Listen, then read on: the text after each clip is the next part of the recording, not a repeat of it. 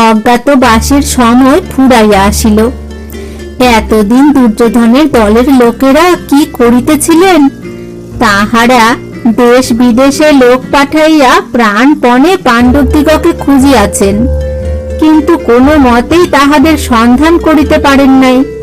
দূতেরা ফিরিয়া আসিয়া খালি এক কথাই বলে, মহারাজ, কত খুঁজিলাম, কোথাও পাণ্ডবদিগকে দেখিতে পাইলাম না।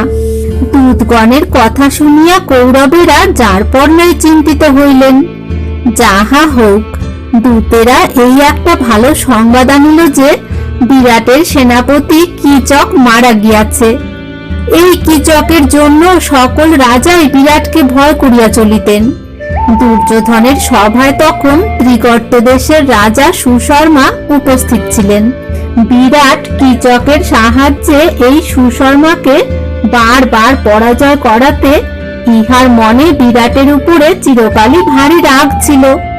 এখন কীচক মারা যাওয়াতে সুশর্মা ভাবিলেন যে সেই সকল পরাজয়ের শোধ লওয়ার উত্তম সুযোগ উপস্থিত। তাই তিনি এই বেলা বিরাটের রাজ্য আক্রমণ করিয়া তাহার ধনরত্ন ও গরু বাছুর কাড়িয়া লইবার জন্য কৌরবদিগকে খেপাইয়া তুলিলেন। কৌরবদিগের মধ্যে দুর্যোধন, দুঃশাসন, কর্ণ প্রভৃতির মতো লোক থাকিতে কি আর অন্যায় কাজের জন্য তাহাদিগকে খেপাইয়া তুলিতে বেশি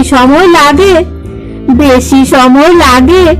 সুশর্মা কথাটা পারিতে না পারিতেই স্থির হইল যে তিনি তখনই বিরাটের গোয়ালাদিগকে তাড়াইয়া দিয়া তাহার গরু চুরি করিতে যাইবেন।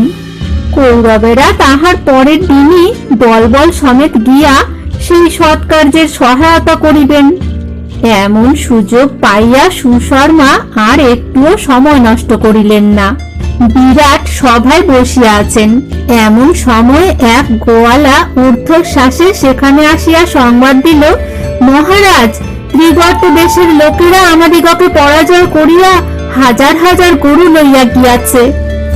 যেই এ সংবাদ দেওয়া, অমনি রাজ্যময় হুলস্থুল পড়িয়া গেল। চারিদিকে কেবলই সাজ সাজ, ধর ধর, মার মার শব্দ। সিপাহী, সৈন্য, রথ, হাতি, ঘোড়া সব সাজিয়া প্রস্তুত হইল। নিশান উড়িতে লাগিল। মেঘের গর্জনের ন্যায় রণবাদ্য বাজিয়া উঠিল। তাহার সহিত অস্ত্রের ঝনঝন মিশিয়া গেল। যোদ্ধারা বর্ম আটিয়া অস্ত্রশস্ত্র লইয়া প্রস্তুত। নিজে বিরাট সাজিয়াছেন, তাহার ভাই শতানিক সাজিয়াছেন, জ্যেষ্ঠ পুত্র শঙ্খ সাজিয়াছেন। আর যোদ্ধার তো কথাই নাই। যুধিষ্ঠির, ভীম, নকুল আর সহদেবকেও রাজা যুদ্ধের পোশাক পরাইয়া উত্তম উত্তম অস্ত্র দিয়া চমৎকার রথে চড়াইয়া সঙ্গে লইয়াছেন। বেলা প্রায় শেষ হইয়াছে। এমন সময় দুই দলের যুদ্ধ আরম্ভ হইল। অন্ধকারের সহিত সেই যুদ্ধ আরো ঘনাইয়া আসিল। দুঃখের বিষয়, আয়োজনের ঘটা যেমন হইয়াছিল, আসল যুদ্ধটা তেমন করিয়া হইতে পারে নাই। প্রথমে কয়েক ঘন্টা খুবই যুদ্ধ হইয়াছিল বটে, কিন্তু তাহার পরেই দেখা গেল যে সুশর্মা বিরাটের সারথিকে মারিয়া তাহাকে ধরিয়া লইয়া যাইতেছেন। তখন বিরাটের সৈন্যগণ রণস্থল ছাড়িয়া যে যেদিকে পারিল পলায়ন করিল। এদিকে যুধিষ্ঠির ভীমকে বলিতেছেন, ভীম, দেখিতেছ কি, বিরাটকে তো লইয়া গেল, শীঘ্র তাহাকে ছাড়াইয়া আনো। এতদিন যাহার আশ্রয়ে সুখে বাস করিলাম, এ সময় তাহার উপকার করা উচিত।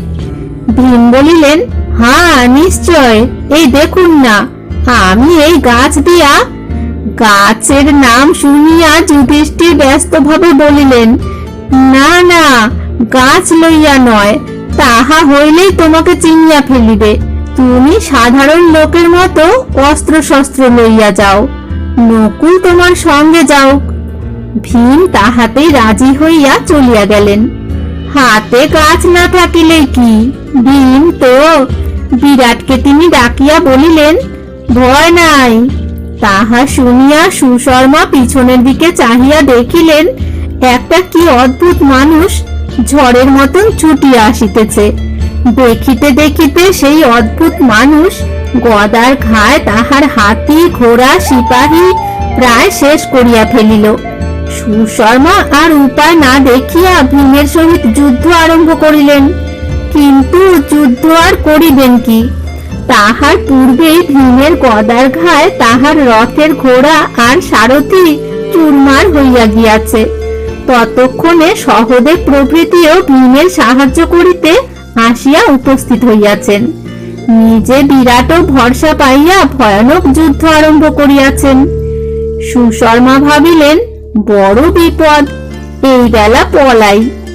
কিন্তু হায়, যুদ্ধের সময় ভীমের সম্মুখ হইতে পলাইবার যেমন দরকার হয়, কাজটি তেমনি কঠিন হইয়া ওঠে।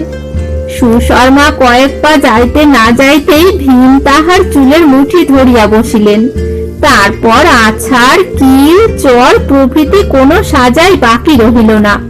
বাকি রহিল খালি প্রাণ বাহির করিয়া দেওয়া। তখন বিরাটের গরু ও সুশর্মাকে লইয়া সকলে এক জায়গায় আসিয়া মিলিলেন। সেখানে যুধিষ্ঠিরের ইচ্ছা মতো সুশর্মাকে কিছু মিষ্ট উপদেশ দিয়া ছাড়িয়া দেওয়া হইল। এই ঘটনায় বিরাট যে পাণ্ডবদের উপর নিতান্তই সন্তুষ্ট হইলেন, এ কথা বলাই বাহুল্য। তিনি বলিলেন, আপনাদের কৃপায় আজ আমার প্রাণ মান সবই বজায় রহিল। এখন বলুন, আপনাদিগকে কি দিয়া সন্তুষ্ট করিব? এ কথার উত্তরে যুধিষ্ঠির বলিলেন, মহারাজ যে শত্রুর হাত হইতে রক্ষা পাইয়াছেন, ইহাই আমাদের যথেষ্ট পুরস্কার। আপনি সুখে থাকুন। তারপর যুদ্ধ জয়ের সংবাদ লইয়া দূতেরা বিরাট নগরের দিকে ছুটিয়া চলিল। অন্য সকলে সে রাত্রি যুদ্ধক্ষেত্রে কাটাইয়া পরদিন বাড়ি ফিরিবার আয়োজন করিতে লাগিলেন। এদিকে বিরাট নগরে অনেক বড় বড় ঘটনা ঘটিতেছিল। বিরাট দলবল লইয়া ত্রিগর্ত দেশে যুদ্ধ করিতে গিয়াছেন। বাড়িতে রাজপুত্র উত্তর আর কয়েকজন কর্মচারী ছাড়া আর কেহ নাই। ইহার মধ্যে দুর্যোধন, অসংখ্য সৈন্য আর ভীষ্ম, দ্রোণ, কৃপ, অশ্বত্থামা, শকুনি, দুঃশাসন প্রভৃতি বড় বড় বীর সমেত আসিয়া মৎস্য দেশে উপস্থিত। তাহারা আসিয়াই বিরাটের গোয়ালাদিগকে ঠেঙ্গাইয়া একেবারে 60,000 গরু লইয়া প্রস্থান করিলেন।